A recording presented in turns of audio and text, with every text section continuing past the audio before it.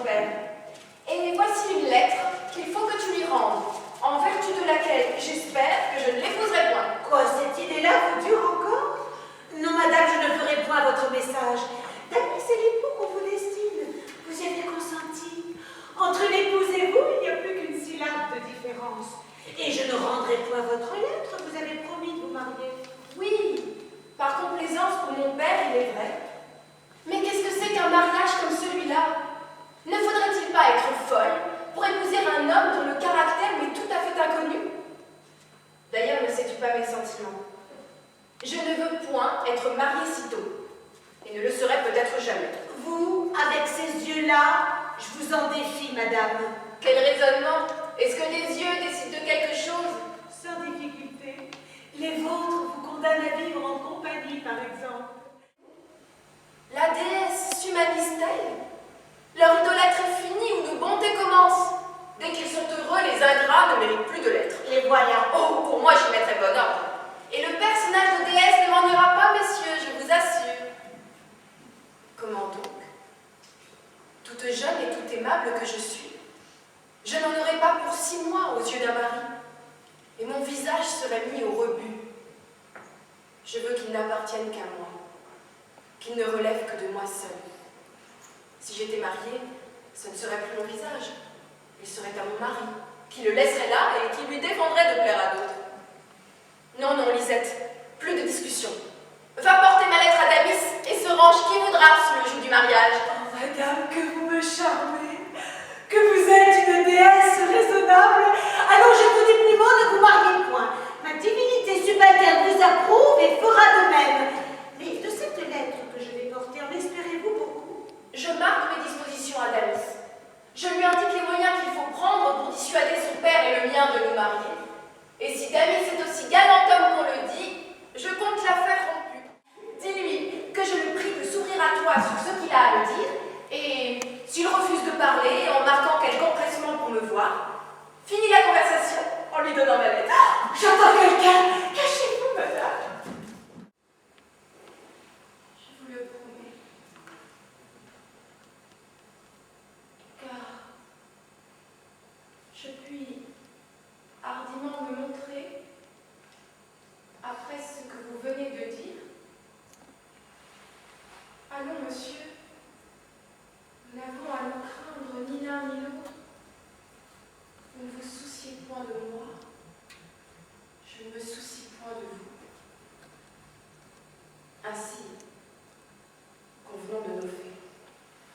Mettez-moi l'esprit en repos. Comment nous y prendrons-nous? J'ai une sœur qui peut plaire. Affectez plus de goût pour elle que pour moi. Ce moyen-là vous convient-il? Vaut-il mieux nous plaindre d'un éloignement réciproque? Ce sera comme vous voudrez. Vous savez mon secret. Vous êtes un honnête homme expédieux. Vous êtes bien au-dessus de cela. Et il serait difficile de vous en faire. Celui-là est très fin, par exemple. Mais restons-en là, je vous prie, car à la fin, tant de politesse me supposerait un amour-propre ridicule. Et ce serait une étrange chose qu'il fallait me demander pardon de ce qu'on ne m'aime point. En vérité, l'idée serait comique. Ce serait en m'aimant qu'on m'embarrasserait. Mais, grâce au ciel, il n'en est rien. Heureusement, mes yeux se trouvent pacifiques. Ils applaudissent à votre indifférence. Vous avez eu quelque peur des dispositions que je pouvais avoir, mais soyez tranquille, je me sauve, monsieur, je vous échappe. Madame, oubliez un discours que je n'ai tenu tantôt qu'en plaisantant. Je suis de tous les hommes celui à qui il est le moins permis d'être vain. Et vous, de toutes les dames, celle avec qui il serait le plus impossible de l'être. Ma foi, si vous le prenez sur ce ton-là, tous deux, vous ne tenez rien. Je n'aime point ce vergage-là. Ces yeux pacifiques, ces apostrophes galantes à la figure de madame, de vanité, des excuses, où ça va-t-il? Prenez garde que le diable ne vous écarte. Tenez, vous voulez quoi vous épouser? Abrégeons. Et tout à l'heure, entre mes mains, cimentez vos résolutions d'une nouvelle promesse de ne vous appartenir jamais. Allez, commencez, madame, pour le bon exemple et pour l'honneur de votre sexe.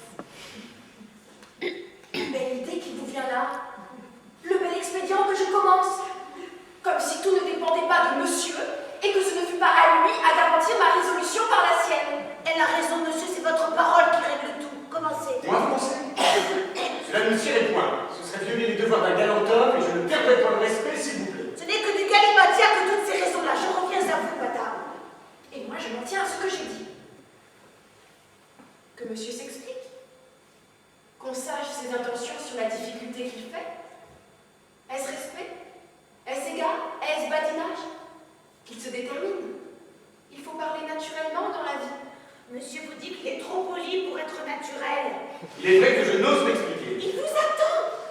Eh bien, terminons donc, s'il n'y a que cela qui vous arrête.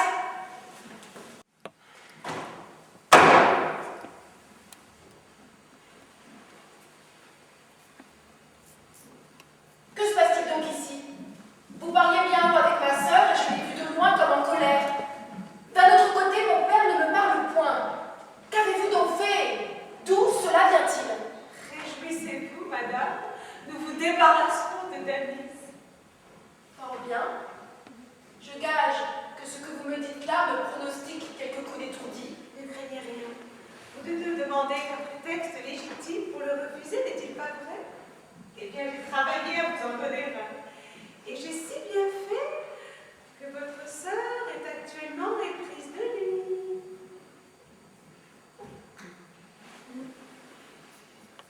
Ma sœur, actuellement, est prise de lui. Je ne vois pas trop à quoi ce moyen hétéroclite peut mettre bon.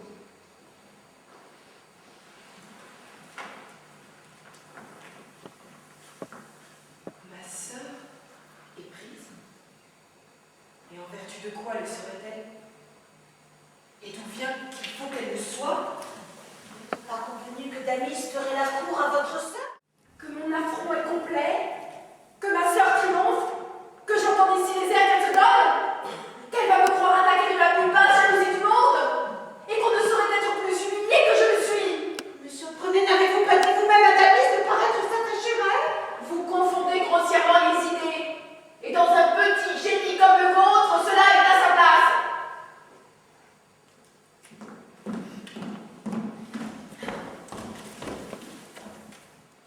Damis, en feignant d'aimer ma sœur, me donnait une raison toute naturelle de dire « Je n'épouse point un homme qui paraît en aimer une autre ». Mais refuser d'épouser un homme, ce n'est pas être jaloux de celle qu'il aime, entendez-vous? Cela change d'espèce. C'est ce qui fait que je suis trahie, que je suis la victime de votre petit esprit, et que je ne sais plus où j'en suis. C'est perdre deux personnes à la fois. C'est un reproche éternel à me faire, et je suis désolée. Bien, madame, ne vous alarmez donc point tant. Allez, consolez-vous. Car je crois Que Damis l'aime et qu'il s'y livre de tout son cœur. Oui, dame, voilà ce que c'est. Parce que vous ne savez plus que dire, les cœurs à donner ne vous coûtent plus rien, vous en faites pour marcher. Mais voyons, Lisette, répondez-moi. Si Damis avait un parti à prendre, doutez-vous qu'il ne me préféra pas à ma sœur? Vous avez dû remarquer qu'il aurait moins d'éloignement pour moi que pour elle, assurément. non, je n'ai point fait cette remarque-là. Non? Mais vous êtes donc aveugle, impertinente que vous êtes? Du moins mentez sans me manquer de respect. Oh, inutile de t'encrier. Je ne m'emmènerai plus. Accommodez-vous. Ce n'est pas moi pour menace de marier. Défendez-vous à votre fantaisie. Tu ne sais pas ce que je souffre, ni toute la douleur et tout le penchant dont je suis agitée. Ma fille, nous vous amenons, monsieur Ergas et moi, quelqu'un dont il faut que vous guérissiez l'esprit d'une erreur qui l'afflige. C'est Damis, vous savez nos desseins, vous y avez consenti. Mais il croit vous déplaire, et dans cette idée-là, à peine ose-t-il vous aborder. Pour moi, madame, malgré toute la joie que j'aurai d'un mariage qui doit m'unir de plus près à mon meilleur ami, je serai au désespoir qu'il s'acheva s'il vous répugne. Jusqu'ici, monsieur, je n'ai rien fait qui puisse donner cette pensée-là. On ne m'a point vu de répugnance. Il est vrai, madame, j'ai cru voir que je ne vous convenais point. Peut-être aviez-vous envie de me voir? Moi, madame?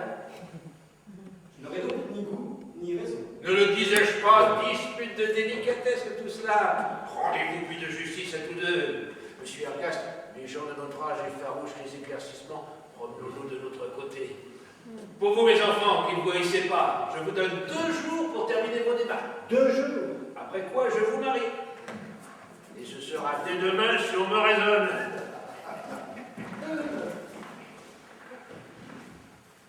Dès demain, si on me raisonne. Eh bien, madame, dans ce qui vient de se passer, j'ai fait du mieux que j'ai pu. J'ai tâché dans mes réponses de ménager vos dispositions et la bienséance. Mais que pensez-vous de ce qu'ils disent? Qu'effectivement, ceci commence à devenir difficile. Très difficile, au moins. Oui, il en faut convenir. Nous aurons de la peine à nous tirer d'affaire. Comment ferons-nous donc? Ma foi, je n'en sais rien. Je n'en sais rien, mais nous verrons. Me prenez-vous sur ce ton-là, monsieur? Oh, j'en dirais bien autant. Je n'en sais rien, et nous verrons. Mais oui, madame, nous verrons. Que puis-je répondre de mieux? Quelque chose de plus net, de plus positif, de plus clair. Nous verrons ne signifie rien. Nous verrons qu'on nous mariera. Voilà ce que nous verrons. Êtes-vous curieux de voir cela? Est-ce que vous avez envie de vous dédire? Ne vous ai-je pas dit, madame, qu'il pourrait dans la conversation m'échapper des choses qui ne devaient point vous alarmer? Soyez donc tranquille. Vous avez ma parole que je tiendrai. Vous y êtes aussi intéressé que moi. C'est une autre affaire. Je crois que c'est la même. Non, madame, toute différente. Car enfin, je pourrais vous aimer. Oui, là, mais je serais pourtant bien aise de savoir ce qui en est. À vous parler vrai. Ah, c'est ce qu'il ne se peut pas, madame. J'ai promis de me taire là-dessus. J'ai de l'amour où je n'en ai point. Je n'ai pas juré de n'en point avoir, mais j'ai juré de ne le point dire en cas de journus. Voilà tous les engagements que vous m'avez fait prendre. Du reste, je suis parfaitement honnête. Et je vous aimerai s'il me plaît. Ainsi peut-être que je vous aime, peut-être que je me sacrifie, et ce sont mes affaires. Et voilà qui est extrêmement commode. Voyez avec quelle légèreté monsieur traite cette matière-là. Je vous aimerai s'il vous plaît. Peut-être que je vous aime, que je l'approuve ou non, n'a que faire que je le sache. Quoi qu'il en soit, en voilà, mais assez, monsieur. Je m'aperçois que cette plaisanterie-là tente à me dégoûter de la conversation. Vous vous ennuyez, et moi aussi. C'est pas vous. Non, madame, il n'y a qu'un moment que nous sommes ensemble. Madame, il vient d'arriver compagnie qui est dans la salle avec monsieur Orgon et il m'envoie vous dire qu'on va se mettre au jeu. Vous n'aimez donc pas le jeu, madame? Non, monsieur. Il me c'est bon gré de vous ressembler en cela. Ce n'est là ni une vertu ni un défaut. Mais, puisqu'il y a compagnie, que n'y allez-vous? Elle vous amuserait. Je ne suis pas en humeur de chercher des amusements. Mais, est-ce que vous restez avec moi? Si vous me le permettez.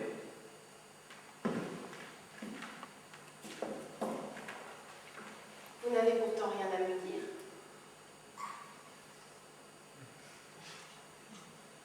En ce moment, par exemple, je rêve à notre aventure. Elle est si singulière qu'elle devrait être unique. Et je crois qu'elle est aussi. Non, madame, elle ne l'est point. Il n'y a pas plus de 6 mois qu'un de mes amis et une personne qu'on voulait qu'il épousât se sont trouvés tous deux dans le même cas que vous et moi.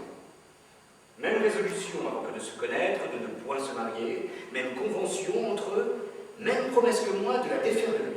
C'est-à-dire qu'il y manqua. Cela n'est pas rare. Non, madame, il l'est un. Mais notre cœur se moque de nos résolutions. La dame en question était très aimable. Beaucoup moins que vous pourtant. Voilà toute la différence que je trouve dans cette histoire. Vous êtes bien galant. Non, je ne suis qu'historien exact. Au reste, madame, je vous raconte ceci dans la bonne foi, pour nous entretenir et sans aucun dessein. Oh, je n'en imagine pas davantage. Poursuivez. Qu'arriva-t-il entre la dame et votre ami? Qu'il l'aima. Cela a été embarrassant. Oui, certes, car il s'était engagé à se taire aussi bien que moi. Vous m'allez dire qu'il parla. Il me garde, à cause de la parole donnée. Il ne vit qu'un parti à prendre qui est singulier. Ce fut de lui dire qu'il ne s'enhardirait à dire la vérité que lorsqu'il la verrait elle-même un peu sensible. Je fais un récit. Souvenez-vous-en. Je le sais. Mais votre ami était un impertinent de proposer à une femme de parler la première. La dame en question n'en jugea pas comme vous, Madame, il est vrai qu'elle avait du penchant pour lui. Ah, c'est encore pire. Quel lâche abus de la faiblesse d'un cœur. C'est dire à une femme, veux-tu savoir mon amour, subis l'opprobre de m'avouer le tien. Déshonore-toi et je t'instruis. Le vilain ami que vous avez là. Prenez garde. Cette dame sentit que cette proposition, toute horrible qu'elle vous parlait, ne venait que de son respect et de sa crainte, et que son cœur n'osait se risquer sans la permission du sien. Ah, n'achevez pas. J'ai pitié d'elle et je devine le reste. Mais mon inquiétude est de savoir comment s'y prend une femme en pareil cas. J'oublierais le français, moi, s'il fallait dire je vous aime avant qu'on me le dise. Il y a des manières qui valent des paroles. On dit je vous aime avec un regard, et on le dit bien. Non, monsieur. Un regard, c'est encore trop. Je permets qu'on le rende, mais non pas qu'on le donne. Pour vous, madame, vous ne rendriez que de l'indignation. Qu'est-ce que cela veut dire, monsieur? Est-ce qu'il est question de moi ici? Je crois que vous vous divertissez à mes dépens. Adieu, monsieur. On dit que vous aimez ma sœur. Terminez la désagréable situation où je me trouve en l'épousant. Voilà tout ce que je vous demande. Je continuerai de feindre de la servir, madame. C'est tout ce que je puis vous promettre. Je le méprise. Il faut avouer qu'on a quelquefois des inclinations bien bizarres. D'où vient que j'en ai pour cet homme-là, qui n'est point aimable? Et j'ai un mot à vous dire. Écoutez-moi tous deux. Damis voulait épouser votre sœur, c'était là notre arrangement. Nous sommes obligés de le changer, le cœur de Lucie l'en dispose autrement. Elle ne l'avoue pas, mais ce n'est que par pure complaisance pour moi. Et j'ai quitté ce projet-là. Mais mon père, vous dirais-je que j'aime Damis? Cela ne s'irait pas. C'est un langage qu'une fille bien née ne saurait tenir quand elle en aurait envie. Encore? Et si je vous disais que c'est de Lisette elle-même que je sais qu'il ne vous plaît pas, ma fille, à quoi bon s'en défendre? Et pour trancher net, vous ne l'épouserez point. Juste ciel. Quelle impertinence. Où a-t-elle pris tout ce qu'elle me dit là? D'où lui viennent surtout de pareilles idées sur votre compte? Au reste, elle ne me ménage pas plus que vous. Je n'en plains point, madame. Vous m'excuserez, je me mets à votre place. Il n'est point agréable de s'entendre dire de certaines choses en face. Je ne suis pas venue ici sans motif. Écoutez-moi. Vous savez sans doute qu'on veut vous donner ma sœur. On me l'a dit, madame. On croit que vous l'aimez, mais moi, je crains qu'on ne s'abuse. Et je viens vous demander ce qui en est. Et que vous importe, madame? Ce qui m'importe, c'est que je m'intéresse à elle, monsieur. C'est que, si vous ne l'aimez pas, ce serait même blesser les lois de cette probité à quoi vous tenez tant que de l'épouser avec un cœur qui s'éloignerait d'elle. C'est vous, madame, qui d'abord m'avez proposé de l'aimer. Au reste, ne vous inquiétez point d'elle, j'aurai soin de son sort plus sincèrement. Elle le mérite bien. Ce n'est pas son éloge que je vous demande.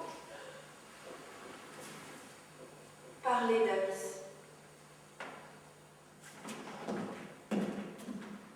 L'aimez-vous?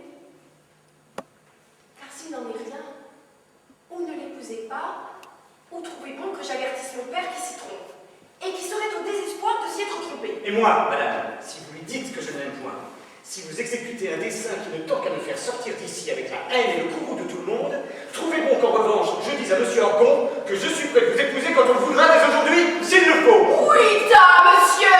Le prenez-vous sur ce ton menaçant? Oh! Je sais le moyen de vous en faire prendre un autre! Allez votre chemin, monsieur, je ne vous retiens pas! Courez vous punir vous-même! Ah, vous m'épouserez, dites-vous, vous m'épouserez? Et vous aussi, monsieur! Et vous aussi! Et nous verrons qui se défiera de nous deux! Eh bien, cessez-donc de me persécuter, madame! J'ai le cœur incapable de vous nuire, mais laissez-moi me tirer de l'éclat où je suis. On ne m'offrirait pas aujourd'hui votre sœur si pour vous obliger, je n'avais pas paru m'attacher à elle. Je ne veux pas dire que je vous aime, non. Lucille, rassurez-vous. Puis vous épouser, ne voulez pas, et je vous quitte. Adieu, madame. Mais attendez donc! Attendez! Donnez-moi le temps de me justifier. Tient-il qu'à s'en aller et quand on a chargé les gens de noirceur pareille? J'en dirais trop, si je restais. Vous ferez comme vous pourrez, mais il faut m'entendre. Après Après ce que vous m'avez dit, je n'ai plus rien à savoir qui m'intéresse. Ni moi plus rien à vous répondre. Il n'y a qu'une chose qui m'étonne, et dont je ne devine pas la raison, c'est que vous osiez vous en prendre à moi d'un mariage que je vois qui vous plaît. Le motif de cette hypocrisie-là me paraît aussi ridicule qu'inconcevable. N'importe, ne vous embarrassez pas. J'ai de la vertu. Avec cela, on a de l'amour quand il faut. Par tout ce que vous avez de plus cher, ne me laissez point dans l'état où je suis. Je vous en conjure, ne vous exposez pas vous-même. Damis, il y a aujourd'hui une fatalité sur vos tendresses. Voilà ma sœur qui vous voit baiser ma main. Je sors. Vous dites qu'il vous aime. De quel homme parlez-vous? Et que Damis, est-ce que vous en avez deux? Je ne vous connais que celui-là. Encore vaudrait-il mieux que vous ne l'eussiez point. Pourquoi donc? J'allais pourtant vous apprendre que nous serons mariés ce soir. Vous veniez exprès pour cela? C'est qu'il y va de tout le repos de votre vie. C'est que je vous persécuterai jusqu'à ce que vous ayez quitté cet amour-là. C'est que je ne veux point que vous le gardiez. Et vous ne le garderez point. C'est moi qui vous le dis, qui vous en empêcherai là. Aimez Damis. Épousez Damis. Ah, je suis votre sœur et il n'en sera rien. Est-ce que ce n'est pas un honnête homme? Cet honnête homme ne vous aime pas. Cependant, il vous épouse. Est-ce là de l'honneur à votre ami? Mais enfin, d'où savez-vous qu'il ne m'aime point? Je vais vous dire d'où je le sais. Tenez, voilà Lisette qui passe. Elle est instruite, appelons-la. Lisette! Lisette, venez ici! De quoi s'agit-il, madame? Je ne l'ai point préparée comme vous voyez. Ah ça, Lisette, dites sans passion ce que vous pensez. Nous parlons de Damis. Croyez-vous qu'il aime ma sœur? Non, certes, je ne le crois pas, car je sais le contraire, et vous aussi, madame. Entendez-vous? Il se désolait tantôt du mariage en question. Voilà qui est net. Et si j'avais quelque pouvoir ici, il n'épouserait point, madame. Eh bien, ai-je tort de trembler pour vous? Pour dire la vérité, il n'aime ici que ma maîtresse. Qui ne l'aime pas, apparemment.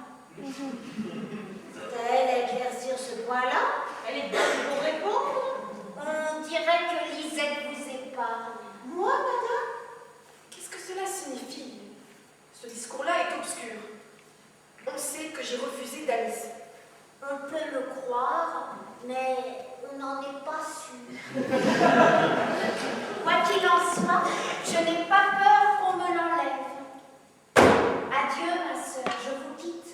Je pense que nous n'avons plus rien à nous dire. Vous n'êtes pas mal fière, ma sœur. On est bien payé des inquiétudes qu'on a pour vous.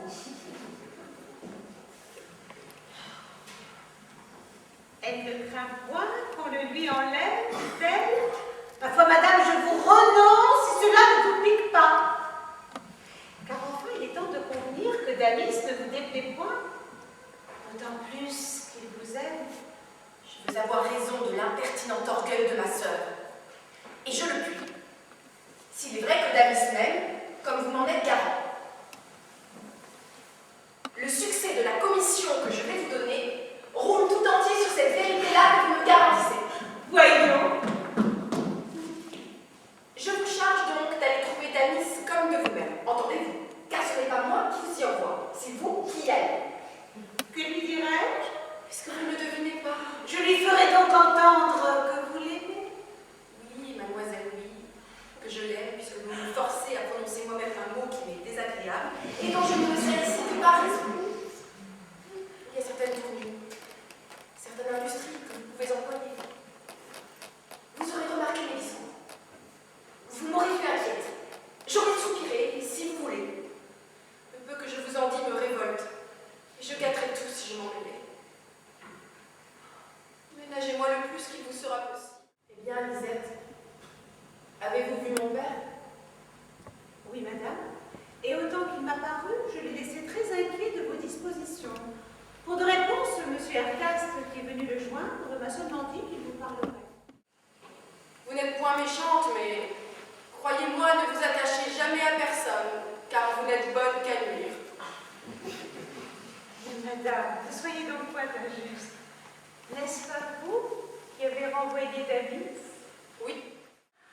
Qui est-ce qui m'a conseillé de me marier jamais? L'envie de faire de vos yeux ce qui vous plairait sans en rendre compte à personne. Les serments que j'ai faits, qui est-ce qui les a imaginés? Que vous apporte-t-il donc que sur un homme que vous n'aimez point? Pourquoi donc vous êtes-vous efforcé de me persuader que je l'aime? D'où vient me l'avoir répété si souvent que j'en ai presque douté moi-même? Mais vous verrez qu'elle en saura plus que moi. Et que sais-je si je ne l'aurais pas aimée? Si vous m'aviez laissée telle que j'étais? Si vos conseils, vos préjugés, vos fausses maximes ne m'avaient pas affecté l'esprit? Et voilà ce que c'est. On croit se déterminer, on croit agir, on croit suivre ses sentiments, et point du tout. Il se trouve qu'on n'a qu'un esprit d'emprunt, et qu'on ne vit que de la folie de ceux qui s'emparent de votre confiance. Je ne sais où j'en suis. Dites-moi ce que c'était à mon âge que l'idée de rester fille. La condition la plus naturelle d'une fille est d'être mariée. D'ailleurs, la vie est pleine d'embarras. Un mari les partage. Il n'y avait rien de mieux que Damis, c'est un honnête homme, j'entrevois qu'il m'aurait plu. Mais malheureusement, vous êtes au monde, et la destination de votre vie est d'être le fléau de la mienne. Le hasard vous place chez moi, et tout est renversé. Je résiste à mon père, j'extravage, je fais des serments, et ma sœur en profite. Je vous disais tout à l'heure que vous n'aimiez point Davis. Eh bien, oui, je l'aime, mademoiselle. Êtes-vous contente? Oui, et je suis charmée de l'aimer pour vous mettre dans votre tort et vous faire taire. Elle est morte de ma vie, que ne disiez-vous plus tôt? Vous nous auriez épargné bien de la peine à tous. Et à Damis qui vous aime, et à Frontin et moi qui nous aimons aussi. Laissez-moi faire. Il n'y a encore rien de gâté. Oui, je l'aime. Il n'est que trop vrai. Mais si vous en échappe un mot, vous pouvez renoncer à moi pour la vie. Quoi, vous ne voulez pas? Non, je vous le défends. Mais madame, ce serait dommage, il vous adore. Qu'il me le dise lui-même, et je le croirai. Quoi qu'il en soit, il m'a plu. Allons, monsieur. Rendez hommage à votre vainqueur et jetez-vous à ses genoux tout à l'heure. À ses genoux, vous dis-je. Et vous, ma sœur, tenez-vous un peu fière. Ne lui tendez pas la main en signe de paix, mais ne la retirez pas non plus. Laissez-la aller afin qu'il la prenne. Voilà mon projet rempli. Adieu, le reste vous regarde.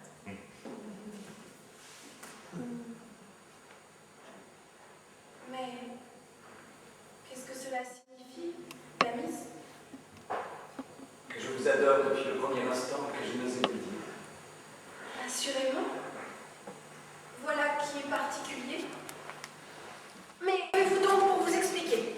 Si vous saviez combien j'ai souffert du silence timide que j'ai gardé, madame. Non. Je ne puis vous exprimer ce que devint mon cœur la première fois que je vous vis. Ni tout le désespoir où je fus d'avoir parlé à Lisette comme j'avais fait. Madame, je ne vous promets rien, souvenez-vous-en. Je ne fis que céder à l'éloignement où je vous vis pour moi. Je vous crois. Mais j'admire la conjoncture où cela tombe, car enfin, si j'avais su vos sentiments, que sais-je, ils auraient pu me déterminer. Mais à présent, comment voulez-vous qu'on fasse? En vérité, cela est bien embarrassant. Lucille, si mon cœur pouvait fléchir le vôtre. Vous verrez que notre histoire sera d'un ridicule qui me désole. Je ne serai jamais à Félice. Je ne puis être qu'à vous seul. Et si je vous perds, toute ma ressource est de fuir, de me montrer de ma vie et de mourir de douleur. Cette extrémité-là serait terrible. Mais dites-moi, ma sœur sait donc que vous m'aimez? Il faut qu'on le lui dise ou qu'elle est soupçonnée dans nos conversations et qu'elle ait voulu m'encourager, dit-il. Si elle a soupçonné que vous m'aimiez,